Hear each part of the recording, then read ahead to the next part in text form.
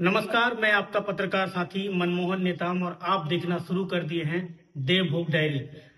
जो ब्लॉक मुख्यालय देवभोग है वह नगर पंचायत बन गया है और इस बार पहली बार देवभोग में नगर पंचायत का चुनाव होने वाला है। आरक्षण की प्रक्रिया भी समाप्त हो चुकी है और देवभोग नगर पंचायत में इस बार मुक्त का आरक्षण है। मतलब साफ है कि इस बार नगर पंचायत देवभोग में पहली बार जो चुनाव होगा वह मुक्त होगा। किसी भी वर्ग के जो प्रत्याशी हैं वो अपनी दावेदारी जो दावेदारी है वो यहाँ पर प्रस्तुत कर सकते हैं। थोड़ी सी हम विश्लेषण की ओर जाएंगे, क्योंकि नगर पंचायत के पहले देवभोग ग्राम पंचायत हुआ करती थी। ग्राम पंचायत में भी कई बड़े दिग्गज यहाँ से चुनाव लड़ चुके हैं और इस बार का चुनाव काफी दिलचस्प इसलिए होगा क्योंकि पहली बार देवभोग में नगर पंचायत का चुनाव होने वाला है। थोड़ी सी हम पीछे जाएंगे, क्योंकि यहाँ पर पहले दावेदारी की बात करें, नगर पंचायत देवभोग अध्यक्ष पद के लिए घनश्याम प्रधान जो प्रबल दावेदार माने जा रहे हैं देवभोग नगर पंचायत के। और दूसरी दावेदारी की बात करें तो यहाँ पर राजेश तिवारी जो कांग्रेस पार्टी के शहर अध्यक्ष भी हैं, वो भी प्रबल दावेदार के रेस में हैं। और तीसरी बात करें हम यहाँ पर बीजेपी से अमित अवस्थी, इनका नाम भी उस रेस में है, नगर पंचायत अध्यक्ष की रेस में है।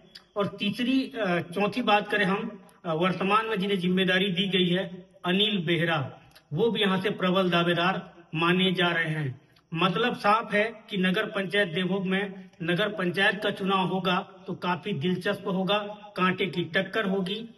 हालांकि मैं इतना स्पष्ट कर दूं कि जब जब यहाँ पर विधानसभा का चुनाव हुआ है तो प्रॉपर देवभोग की बात करें तो देवभोग को कांग्रेस का गढ़ कहा जाता है और विधानसभा चुनाव में सबसे ज्यादा वोट देवभोग में कांग्रेस को मिलती है।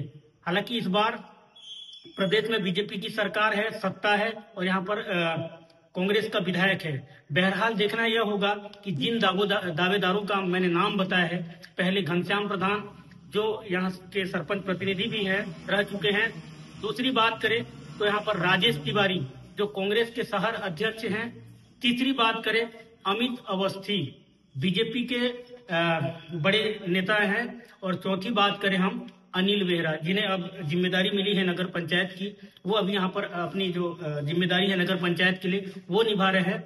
और सबसे अंतिम बात करूं, मनोज मिश्रा न तो कांग्रेस से आते हैं न वो बीजेपी से आते हैं। पिछली बार हमने देखा है विधानसभा चुनाव में वो छत्तीसगढ़ जनता कांग्रेस से लीड कर रहे थे और अपने दावेदारों को भी विधानसभा चुनाव में उन्होंने यहाँ पर प्रत्याशी के तौर पर और चुनाव प्रचार भी किया था। हालांकि उनका जो प्रत्याशी है वो बाद में फार्म उठा लिया।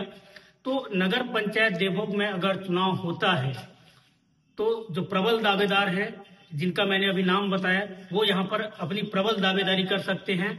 घनश्याम प्रधान, राजेश तिवारी, अनिल बेहरा, अमित अवस्थी, मनोज मिश्रा और एक नाम मैं भूल रहा था शायद, और उस नाम को भी शायद कह देना चाहिए क्योंकि वो भी राजनीति की श्रेणी में काफी ज्यादा दिलचस्प रखते हैं।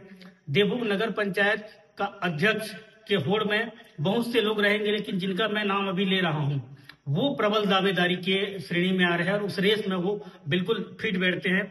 बहरहाल देखना होगा कि जितने नाम मैं अभी बताया हूं उनकी दावेदारी कितनी मजबूत होती है, क्योंकि अब यह पंचायत चुनाव तो रहा नहीं, यह नगर पंचायत का चुनाव है। और नगर पंचायत के चुनाव में यहाँ पे से बकायदा सिंबल मिलता है, कांग्रेस से, बीजेपी से, तमाम जो राजनीतिक पार्टी से सिंबल मिलता है और उस सिंबल पर आपको चुनाव लड़ना होगा। क्योंकि इस बार नगर पंचायत देवभोग में सोनामुंदी भी सम्मिलित हुआ है और झाराबहाल भी सम्मिलित हुआ है, तो चुनाव काफी दिलचस्प होगा।